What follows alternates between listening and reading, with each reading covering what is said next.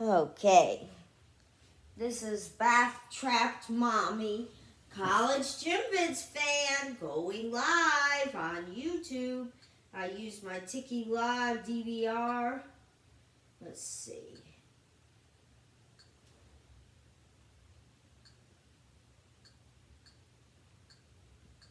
And record Married with Children and Rescue 911.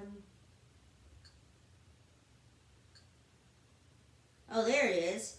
Bridal Veil Falls Rescue 911 and Bath Trapped Mommy.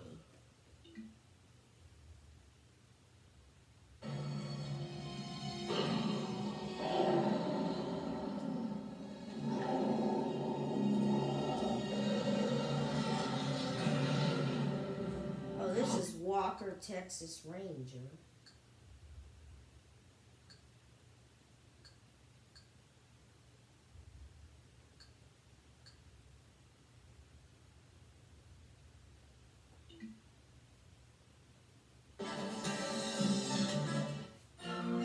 There, I was able to skip through Walker, Texas Ranger. Do you have an emergency? Today on Rescue 911, on a steep mountainside, I felt like something bad was going to happen. a 200-foot fall leaves a boy helpless at the foot of a waterfall. I don't know how anybody could survive and fall like that. I just couldn't believe it. I'm standing there watching him fall. Plus, I can't get out. I think the door is stuck. an embarrassing moment for a mother and a daughter. I was scared because I've never called 911. Rescue 911.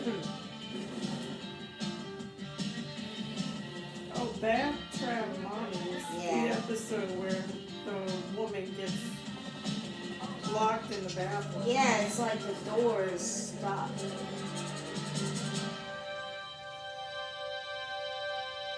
There are few natural wonders in America as spectacular as Bridal Veil Falls in Provo Canyon, Utah. Rushing waters drop 2,000 feet on the face of Cascade Mountain. But as one family discovered on the afternoon of May 31st, 1993, it's an area where it's easy to be deceived by nature's beauty.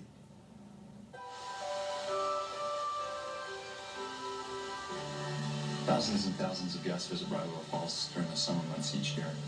Unfortunately, because of the steep terrain, it is a very, very dangerous area. And Bridal Veil Falls does claim lives every year. This was the first time Kim Pierce and her family had come to the park. We hiked up to the falls and we just kind of sat around and rested there and played in the water some and checked out the sights. My daughter, Renee, and Cody, my daughter's boyfriend, were with us. Cody is part of our family. He's just like one of our own children. None of them, including Ken Pierce, were experienced hikers. Some of the trails are rough. And we started up one, and it started to get pretty steep. I gotta be careful. It was a little more treacherous than what I wanted to challenge myself with. And so my youngest daughter and I decided to go back and get lunch ready. I remember this episode. We kept hiking, and the higher we got and the farther we hiked, it got steeper and a little more scarier.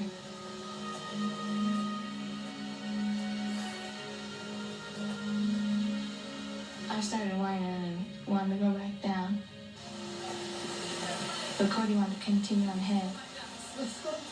We just kept saying, well, it's not fair if you try to make me go back down if I want to go up. And so I said, okay, fine, go on ahead.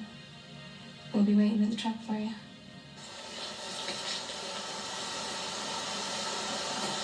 I just really felt like something bad was going to happen. I could just feel that Cody was not going to be safe going on alone. Her ears are weird. And I never could shape. talk him into going back down with us. When we continue, Cody is my best friend.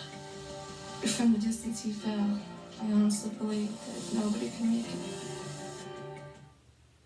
every Saturday.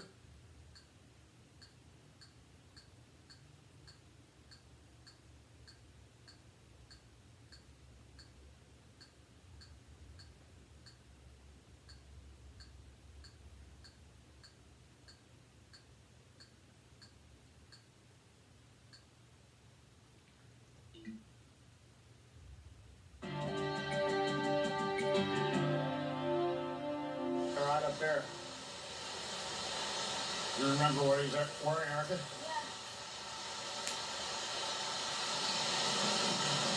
There he is, right there. Where? Right up there in that chute, baby. What's that Off the for? right-hand side, you see it?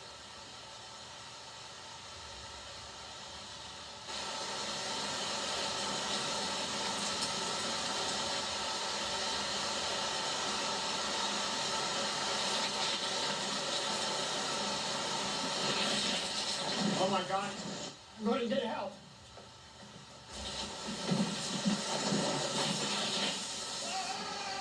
Oh my God!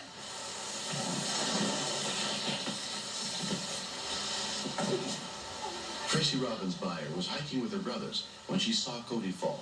It was a devastating thing to watch. I don't know how anybody could survive a fall like that. We've got giant growing trees over there! When I saw Cody fall, I just wished that I could be there to save him. I just couldn't believe it. I was standing there watching him fall, and I couldn't be there to help him. Did you see that guy fall? And I said, no, where? And he pointed out where he fell from. And I knew, I had gut instinct right then that it was Cody. I just knew it was Cody. Man, I think I was going to come on. It looked like he had fallen maybe 150 feet, maybe 200. And the way he fell in the length, I just took it that he was dead. A Utah County volunteer search and rescue team was called in, including EMT Corey Child. I could see where people were pointing was directly under the tram ride. It appeared to be a 200-foot fall. Time is always of the essence in a rescue. A couple things go through my mind. How are we going to get to him? What's the time delay going to be? Is he going to be alive when I get there? Going into the base of the upper fall. The majority of the search and rescue team planned to hike in with the heavy equipment from below, while Corey and his team tried another route. I decided that I would rappel out of the tram directly above where the patient was lying. I thought that was the fastest way to him. I am scared that it's going to be a dead person and going to simply be a body recovery. 501 copy. Okay, we have a rescue team in the tram now. I honestly thought he was dead. I was so scared. I was trying to talk myself into believing that he wasn't, but from the distance he fell, I honestly believed that nobody could make it. I would have missed him, always being there for me whenever I needed him. Cody is my best friend. Not until I get in position. Slow it down. I had radio contact with the tram operator. I tried to keep a good eye below me to see what was going on.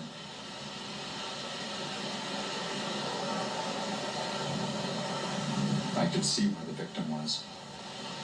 Slow it down. The tram operator slowed me to a stop right above the victim.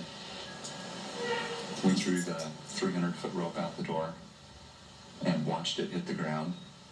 And so I knew that I had enough rope. Something happens as soon as you go out the door. You think, I'm 2 feet from the tram, and I'm 298 feet from the ground. Which way do I want to go here? Okay. It's a gut wrencher. Okay, go.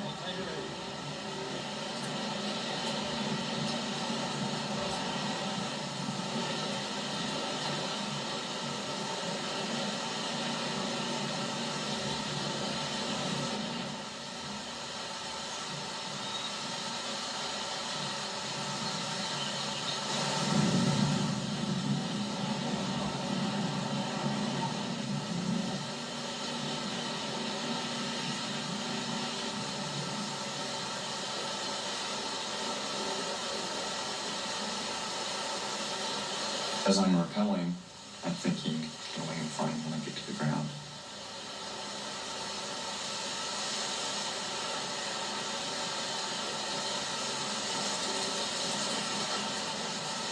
I'll be all right, though. Thoughts of contacting his folks on the phone were running through my mind. What was I going to tell him? Why did I take him up there? Why did I let him go? And it was hard. When I first got to the victim, I could see two bystanders. I was amazed that he was alive. Hey, Where do you hurt the most? Just about everywhere I touched, Yeah. he would moan. Any patient that I'm working on, I continually think, when's he going to crash on me? Crashing meaning, when are his vital signs going to drop? When is he going to die on me? He had fallen 200 feet. His injuries, unknown to me on the inside, could have put him down in a matter of minutes.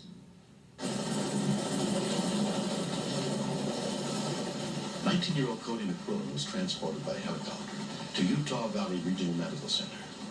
Amazingly, the only major injury he had suffered was a fractured pelvis. And I asked him if I could hug him, and he said yes.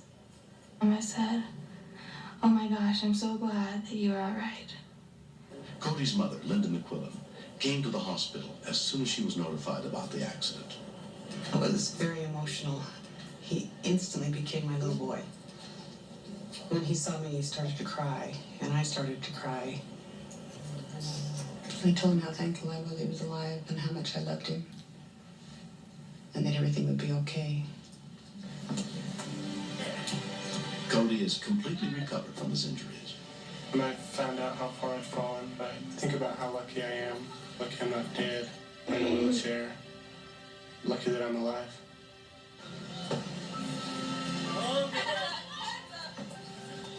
When I see Cody today playing baseball, climbing, doing the things he likes to do, I am just amazed that he's okay.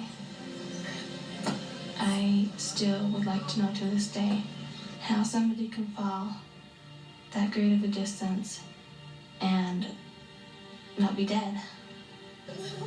My advice to anyone that's gonna hike, wear proper shoes, pay attention to trailhead signs, scope it out, learn what the difficulty of it is.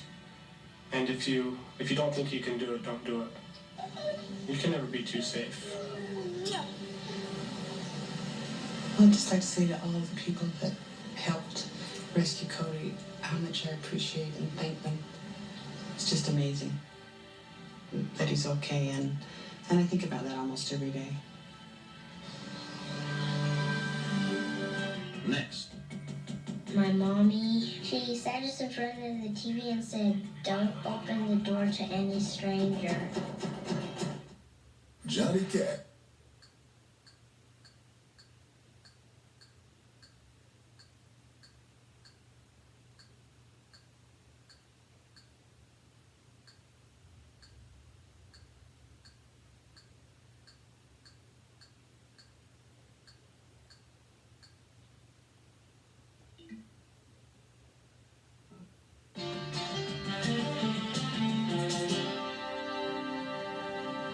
In Arlington, Texas, on the afternoon of August 25th, 1992, 5-year-old Catherine Douglas was at home with her mother and younger brother.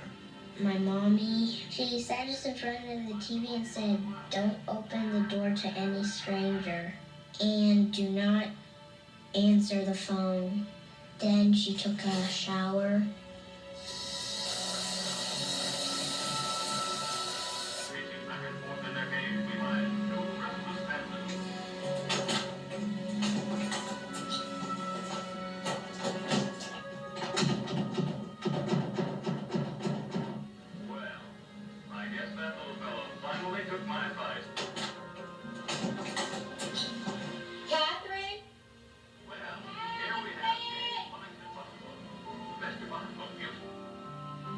What, Mommy? Honey, I can't get out. I think the door is stuck. She said, "I'm trying to open the door, but it's jammed, so go get me a dinner knife, not a sharp knife, but a dinner knife. Because the sharp knife, I'd probably cut myself with it." There, Mommy.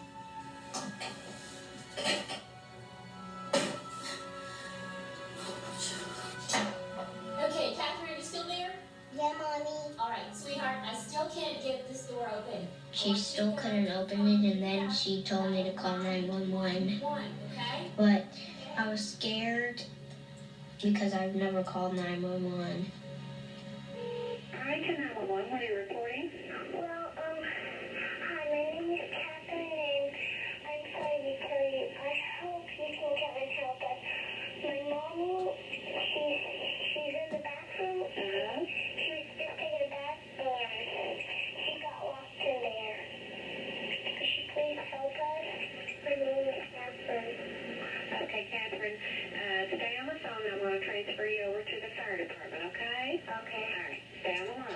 Arlington 911 operator Mary Smith transferred the call. You can tell by the kid's voice whether it's a prank or not. Catherine didn't sound like a prank. She just sounded like a little kid that was scared and worried about her mom.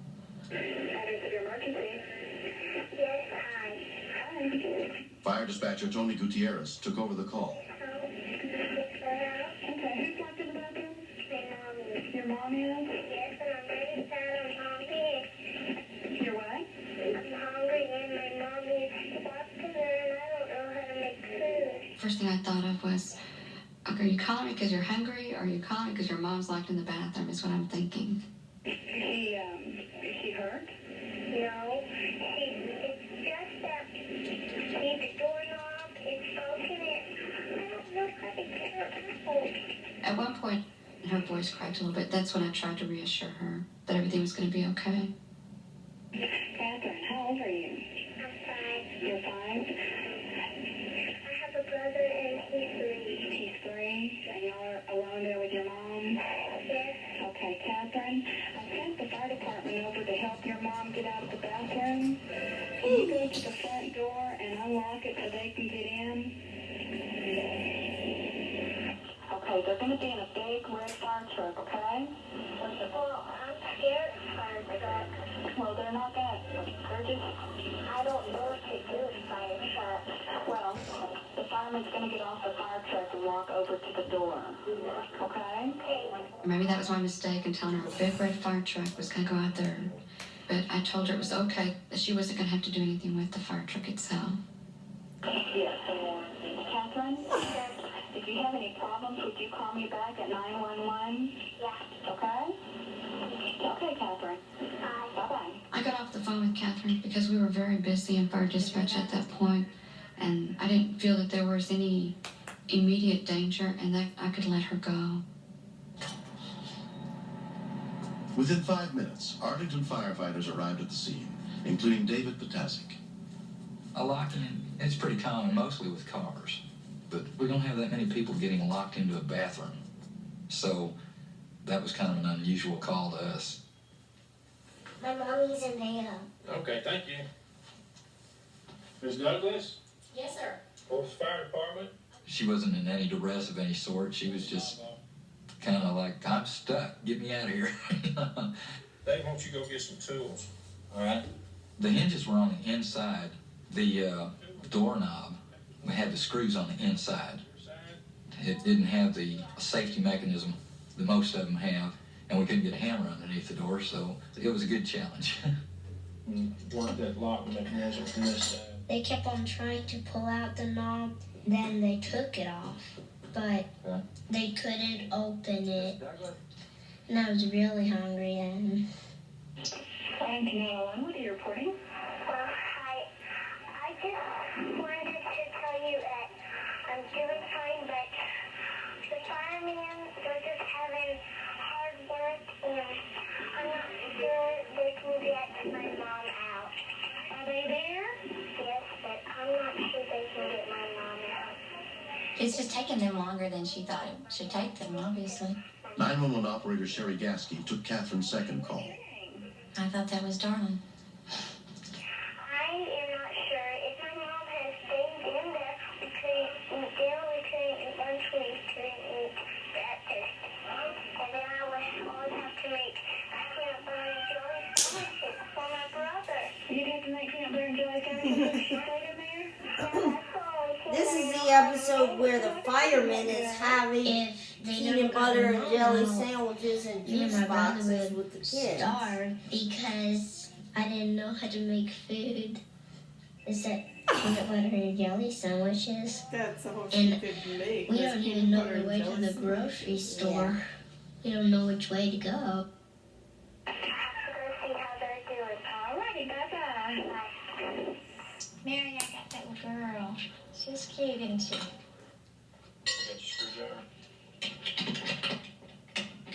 What was going through my mind was I was in the bathroom with just my towel, and whoever was going to get me out was going to be embarrassing because they were just going to see me in my towel. So how often does your mama lock herself in the bathroom? Firefighter James Chadwick See, had also they're having responded to the juice scene. boxes and peanut butter and jelly. Those sandals cut me through the craft. And I thought it'd be best if I kept the kids in one place. So I took them in the kitchen. Because a little And, girl did not know how asked to what make they liked to food eat, except peanut butter and peanut jelly butter and jelly Yeah, I sandwiches. think so. Yeah, there we go. Oh, thank you. I think she was ready to get out. I think it was more or less embarrassing to her that she had to call us on something that minor. But she came out, she said, "Excuse me while I go change into something a little bit more comfortable." Thank you so much. I really appreciate that. I think it's nice that kids feel confident to call 911. I would rather them call and be embarrassed that it wasn't really an emergency than for them not to have called and be sorry that they didn't. Jane Douglas is very proud of what Now they're 5-year-old playing Catherine did miniature that day. golf. Although I know my daughter and I knew her capabilities, I still did not know that she was going to react in such a mature manner.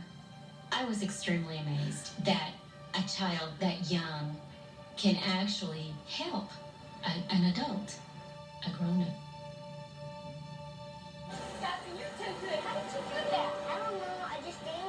I think I'm a hero because I didn't let my mom stay in the bathroom for the rest of her life. You shouldn't play by calling 911 because then the police would come and take you to jail. Or I don't know what would happen. It wouldn't be good.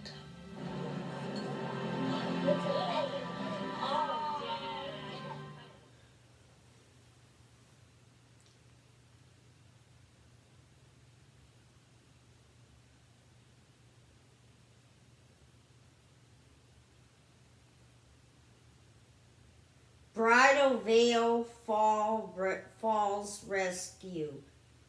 I'm wondering if Cody and his girlfriend got married, and that's why they call it Bridal Veils Falls Rescue. For more full Rescue 911 videos, hit the big red button and subscribe. And for more